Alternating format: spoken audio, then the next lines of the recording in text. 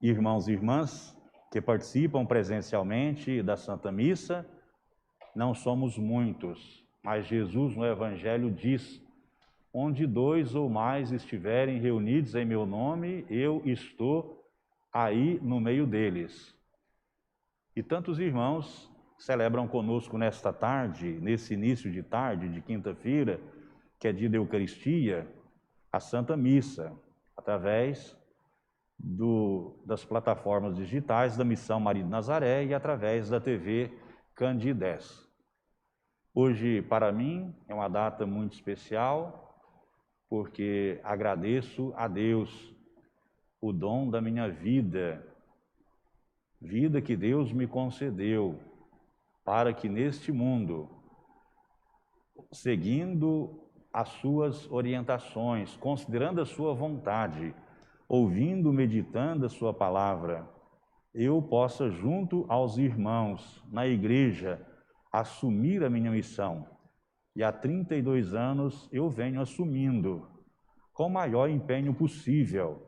Claro que eu tenho as minhas fragilidades, claro que em alguns momentos aconteceram também alguns pecados, claro que em alguns momentos eu posso ter caído em preguiça, ficado no meu cantinho, no meu egoísmo, mas há 32 anos eu sou presbítero, padre.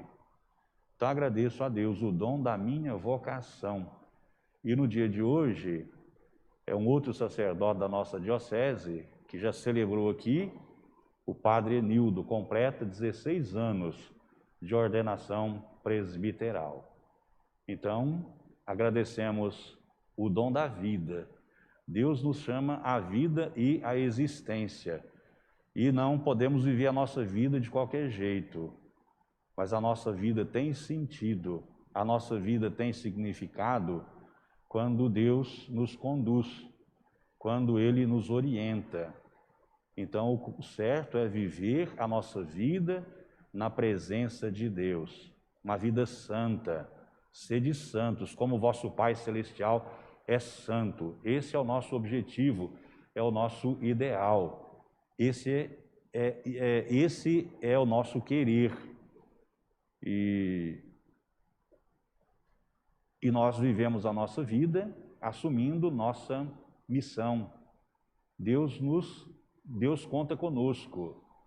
Se Ele quisesse salvar o mundo, assim como acontece o relâmpago no céu, ou num estalar de dedos, Ele poderia. Mas Ele quer a nossa participação, a nossa colaboração.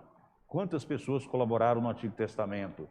Quantas pessoas vêm colaborando com Deus, durante a história da igreja? Hoje nós somos os colaboradores do Senhor. Cada um assume sua vocação específica.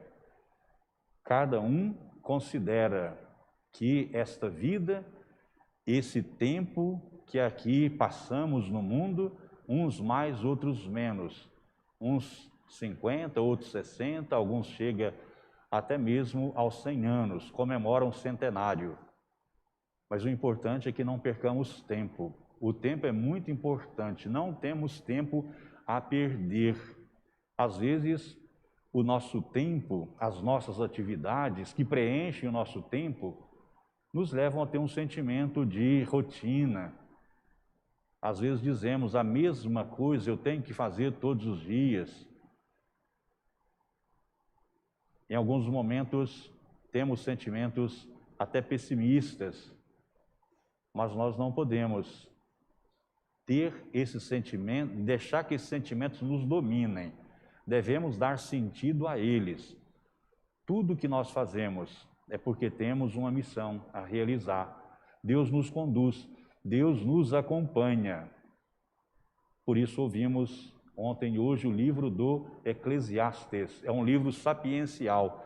Foi escrito por entre o ano 300 e 250 antes do nascimento de Jesus. A época era muito difícil. Era a época da dominação dos gregos sobre o povo de Israel. Era um tempo de exploração, de injustiça, trabalho forçado. Então as pessoas começavam a perguntavam: Não é? Que sentido tem a nossa vida? Trabalhamos tanto, tanto esforço, tanto empenho, tanta dedicação, mas não podemos nem mesmo desfrutar do fruto do nosso trabalho. Então, meus irmãos, o ritmo da nossa vida é assim. Nós não crescemos de uma vez. Somos bebês, somos crianças, nos tornamos adolescentes, jovens, adultos. Passa um dia, passa outro dia, nós não aprendemos tudo de uma vez, nem mesmo na fé. Nós conseguimos compreender, nós conseguimos progredir de uma noite para outra na fé. Quer dizer, a cada dia nós vamos aprendendo, vamos nos aperfeiçoando, vamos recebendo orientações, nós ficamos em oração diante de Deus, escutamos a sua palavra. Então, na leitura de hoje, o livro do Eclesiástico lembra, há um momento oportuno para tudo que acontece debaixo do céu. Tudo tem seu tempo. Tempo de nascer, tempo de morrer, tempo de destruir, tempo de construir, tempo de chorar, tempo de rir. E versículos da leitura de hoje eu gostaria que levássemos em nosso coração com um carinho muito especial. Observai a tarefa que Deus impôs aos homens para que nela se ocupassem. O verbo impor para nós, ele não calha-se muito bem. Talvez pudéssemos lembrar um verbo sinônimo. Observei a tarefa que Deus confiou aos homens. Deus nos confia tarefas, Deus nos confia responsabilidades, para que vivamos a nossa vida ocupados, não no ócio, não vivemos na preguiça. As coisas que Ele fez são todas boas no tempo oportuno. Nós não podemos desconsiderar isso. As coisas que Ele fez são todas boas no tempo oportuno. Além disso, Ele dispôs que fossem permanentes. No entanto, o homem jamais chega a conhecer o princípio e o fim da ação que Deus realiza. Então, as coisas que Ele fez são todas boas, e Ele dispôs que fossem permanentes, para sempre. Então, tudo que Deus faz é bom, Ele é fonte de todo bem. Agora, nós não somos capazes de compreender o mistério de Deus, mas nós nos colocamos numa atitude contemplativa. Por isso que é sempre bom ouvir a palavra dEle, os seus ensinamentos, a sua proposta. E assim, nós vamos, com a ajuda da igreja, com a ajuda de teólogos, de místicos, com a ajuda de irmãos e irmãs da comunidade, nós vamos compreendendo o que Deus nos propõe. E o evangelho que nós ouvimos é do Evangelho segundo Lucas, capítulo 9.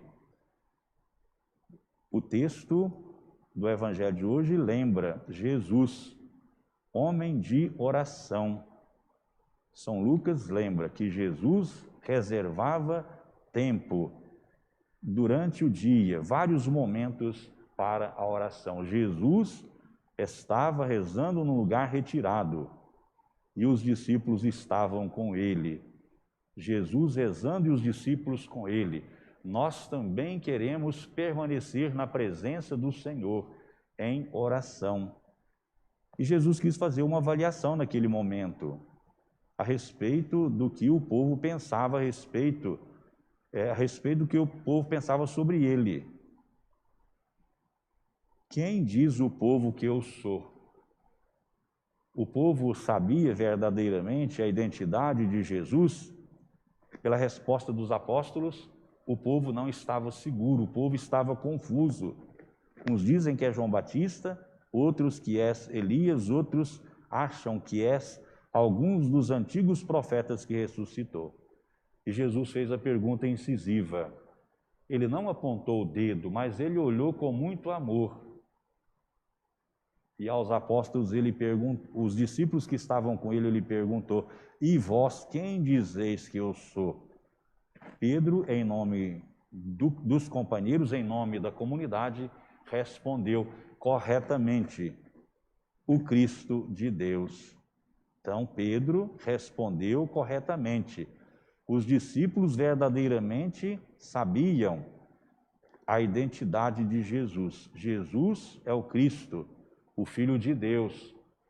Mas Jesus sabia que os apóstolos não estavam ainda preparados para compreender, né, a sua missão e a obra que ele estava realizando. Por isso Jesus achou prudente que os discípulos não contassem sobre aquele momento, sobre o diálogo, sobre as perguntas e as respostas que ouviram e disseram a Jesus, para que não houvessem equívocos, para que os apóstolos não divulgassem ideias que não correspondiam à verdade. E Jesus já adiantou para eles: o Filho do Homem deve sofrer muito, ser rejeitado pelos anciãos, pelos sumos sacerdotes e doutores da lei, deve ser morto e ressuscitar no terceiro dia. Pedro e os companheiros ainda levavam consigo a mentalidade de um Messias guerreiro, Messias que seria enviado por Deus para expulsar os romanos, para tirar os romanos com o poder de um exército, com a força dos cavalos. E Jesus lembra: ele é o Messias, o Filho de Deus, mas ele não usará de nenhum recurso, né, de poder ou de força. A salvação acontecerá com a doação da sua vida. E hoje nós temos convicção disso. Jesus doou sua vida para libertar a humanidade do pecado. E a doação da vida de Jesus, né, conquistou para nós vida plena, vida eterna, libertação de tudo aquilo que nos impede de viver a dignidade de filhos e filhas de Deus. Então somos convidados, enquanto peregrinos que somos neste mundo, viver na presença de Deus, deixar que Deus nos conduza, nos proteja, nos oriente, nesse tempo em que fazemos história. Muita história já foi feita, muita história já aconteceu, mas a história prossegue e nós somos os personagens da história no século XXI. Às vezes não entendemos muito como é que funciona o céu e a terra, não entendemos muito até mesmo sobre a nossa vida pessoal, a nossa existência. Mas a partir do momento que nós confiamos em Deus, nós ficamos tranquilos, nós caminhamos serenos, nós não voltamos atrás, nós seguimos em frente e somos hoje colaboradores de Jesus, que doou por nós a sua vida. Nós também queremos imitá-lo, doando a nossa vida para que as pessoas mais próximas de nós tenham vida e vida em abundância. Apresentamos confiantes nossas preces.